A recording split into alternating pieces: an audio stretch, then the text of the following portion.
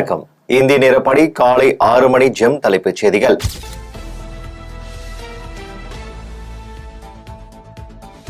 Israel மீது 400க்கும் மேற்பட்ட ஏவுகணையில் வீசி ஈரான் அலையலையா தாக்குதல். டெல் அவீவ், ஜெருசலம் நகரங்களில் 30 பேர் உயிரிழப்பு, ஏராளமானோர் படுகாயம். நாடு முழுவதும் ஓயாத சைரன் சத்தம்.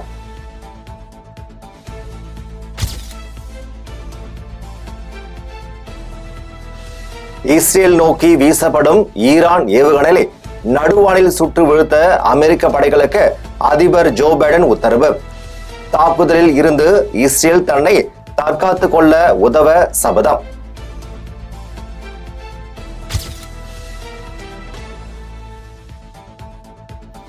இஸ்ரேலில் வசிக்கும் இந்தியர்களுக்கு அவசர உதவி எண் வெளியீடு. உள்ளூர் அதிகாரிகள் கூறும் பாதுகாப்பு நடவடிக்கைகளை பின்பற்றவும் இந்திய தூதரகம் அறிவுரை.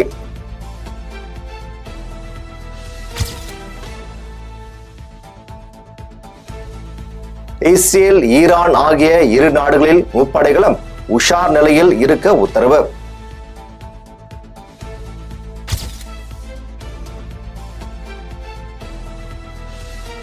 ஈரான் தொடர் தாக்குதல் நடத்தினால் கடும் விளைவுகளை சந்திக்க நேரிடும். அமெரிக்கா, இஸ்ரேல் கடும் எச்சரிக்கை.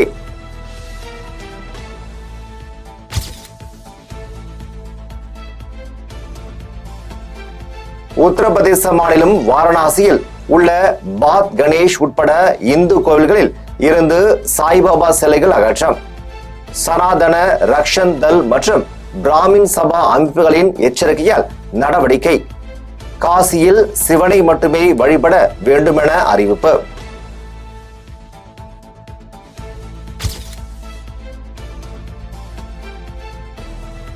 ஜம்மு காஷ்மீரில் 3ஆம் கட்ட தேர்தலில் அதிகபட்சமாக 65.48% வாக்குப்பதிவு. 370 சட்டப்பிரிவு நீக்கப்பட்ட பின்னர் முதல் முறையாக வால்மீகி, கூர்கா மற்றும் மேற்கு பாகிஸ்தான் அகதிகள் வாக்களிப்பு.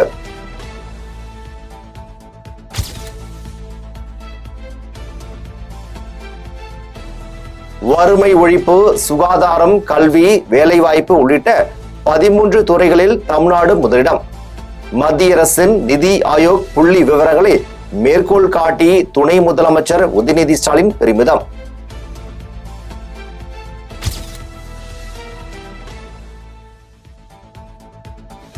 மருத்துவக் கல்லூரிகளுக்கு முறைகேடாக அனுமதி வழங்கிய வழக்கில் இருந்து தப்பித்துக் கொள்ள கமலாயத்தில் தஞ்சம் அடைந்தவர்கள். திமுகவை தூற்ற கொஞ்சமும் அருகதை இல்லாதவர்கள். அன்புமணி ராமதாசுக்கு திமுக அமைப்பு செயலாளர் RS பாரதி பதில்.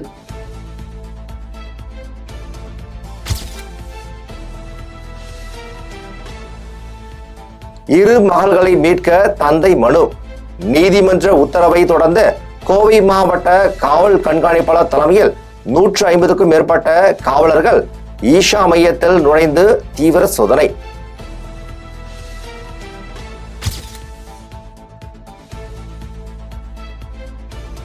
அப்பா, நீங்கள் எப்பொழுதும் என்னுடன் இருக்கிறீர்கள். நான் ஒருபோதும் தனியாக இல்லை. இன்ஸ்டாவில் கருணாநிதி புகைப்படம் வெளியிட்டு MP கனிமொழி உருக்கம்.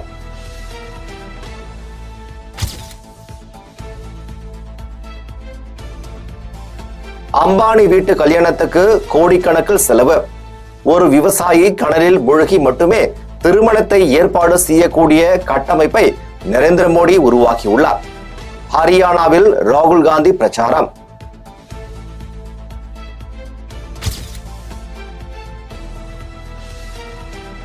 முதலமைச்சர் MK ஸ்டாலின் தலைமையில் வரும் 8ஆம் தேதி அமைச்சரவை கூட்டம். தமிழக அரசு அறிக்கை.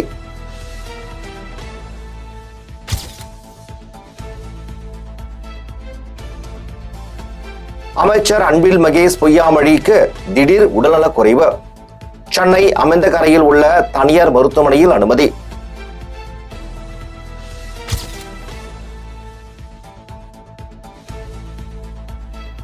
நடிகர் ரஜினிகாந்த் உடல்நிலையில் முன்னேற்றம்.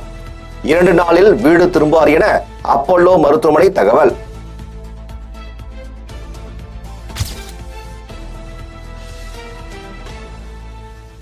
கேரள முதல்வர் பினராயி விஜயன் அவரது தங்க கடத்தல் அறிக்கை குறித்து விளக்கம் அளிக்க வேண்டும். பாலக்காட்டில் ஆளுநர் ஆரிஃப் முகமது கான் பேட்டி.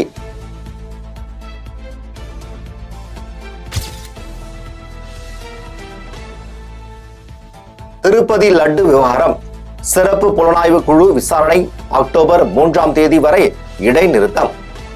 ஆந்திர அரசு உத்தரவு.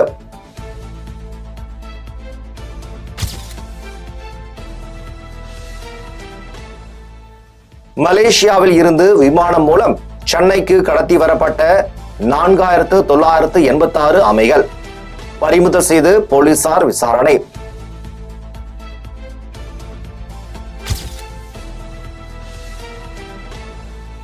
தென்னிந்திய பகுதிகளில் இந்த முறை வடகிழக்கு பருவமழை இயல்பை விட அதிகமாக பெய்ய வாய்ப்பு. தென்மண்டல வானிலை ஆய்வு மையம் தகவல்.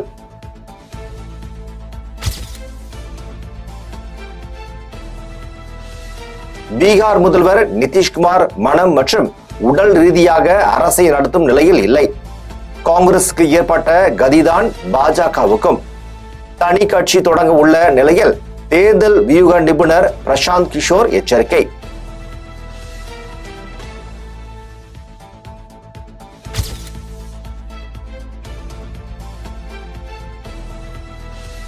சீனாவுடனான உறவு வலுவாக உள்ளது, ஆனால் இயல்பாக இல்லை, பதற்றமாகவே உள்ளது. இந்திய ராணுவ தளபதி ஜெனரல் உபேந்திர திரிவேதி பதில்.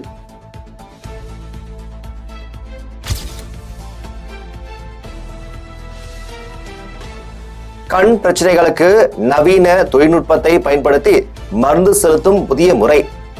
சென்னை ஐஐடி ஆராய்ச்சியாளர்கள் கண்டுபிடிப்பு.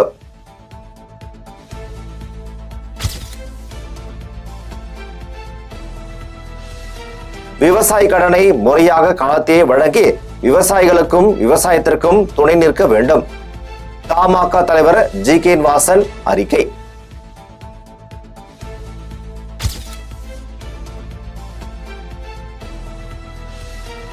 தமிழகத்தில் 58 இடங்களில் RSS பேரணி நடத்த அனுமதி. சென்னை உயர்நீதிமன்றம் உத்தரவு.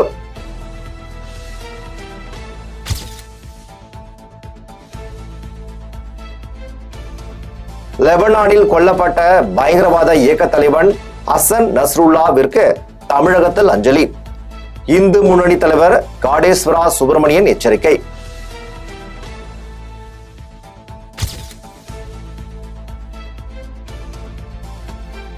ராமேஸ்வரம் அருகே பாம்பன் ரயில்வே பாலத்தை 10 மீட்டர் தூரம் தூக்கி ரயில்வே ஊழியர்கள் சோதனை. வெற்றி பெற்றதும் சேவை தொடங்கும் என அறிவிப்பு.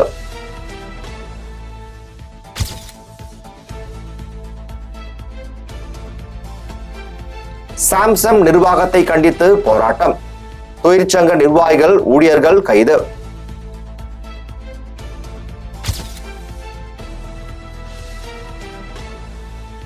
ஆன்மீக யாத்திரை சென்று திரும்பிய போது குஜராத் மலேஸ்டி ஆற்று வெள்ளத்தில் சிக்கிய தமிழர்கள் 26 பேர் சென்னை திரும்பினர்.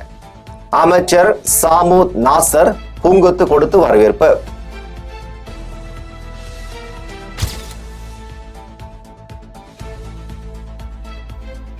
புதுக்கோட்டையில் 12ஆம் வகுப்பு மாணவர்கள் 3 பேருக்கு பாலியல் தொல்லை கொடுத்த ஆசிரியர்.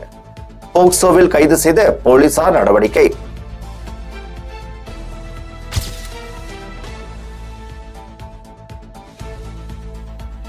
ரஜினிகாந்த் நடிக்கும் வேட்டையின் படத்தின் ட்ரெய்லர் இன்று வெளியீடு.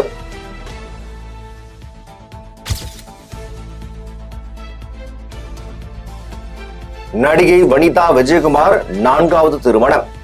நடன இயக்குனர் ராபர்ட் ராஜை 5ஆம் தேதி கரம் பிடிக்கப் போவதாக இன்ஸ்டாவில் பதிவு.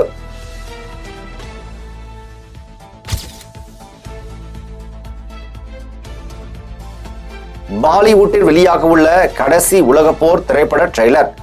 நடிகை தமன்னா வெளியீடு.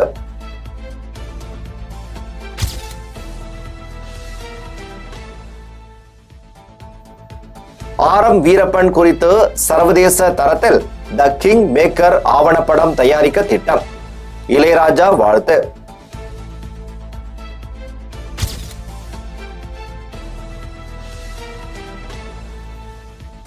ISL கால்பந்து தொடர் போட்டி சென்னை ஐதராபாத் ஆட்டம் டிரா.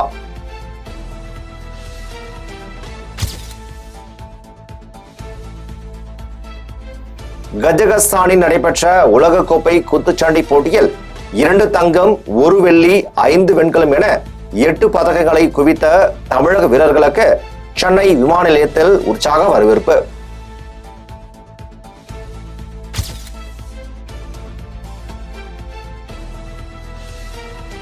இறைவனின் உதவியால் வெற்றி எங்கள் பக்கம் இருக்கிறது. இஸ்ரேல் மீது ஏவுகணை தாக்குதல் நடத்திய பின்னர் ஈரான் உச்சநிலை தலைவர் அலி கொமனி முதல் அறிக்கை.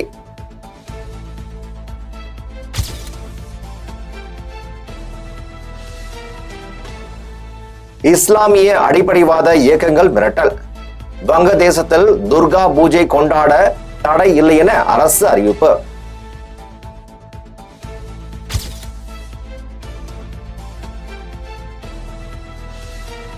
மத்திய கிழக்கு மோதல்கள் உடனடியாக நிறுத்தப்பட வேண்டும். எங்களுக்கு முற்றிலும் போர் நிறுத்தம் தேவை. ஐநா பொதுச் செயலாளர் ஆண்டோனியோ குட்டரேஸ் வலியுறுத்தல்.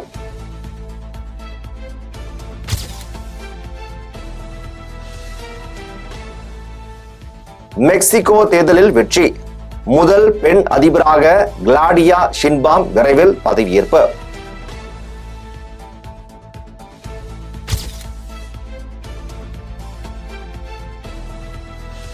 தாய்லாந்தில் மாணவர்கள் சுற்றுலா சென்ற பஸ் டயர் வெடித்து தீ விபத்து. 25 மாணவர்கள் உயிரிழப்பு.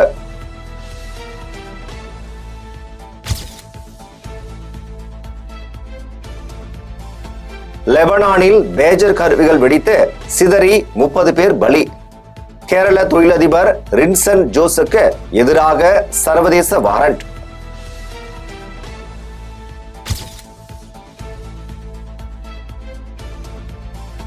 வங்கதேசத்துக்கு எதிரான டெஸ்ட் 2 நாளில் வெற்றி பெற்ற இந்திய அணி அபாரம். 2-0 என தொடரை கைப்பற்றியது.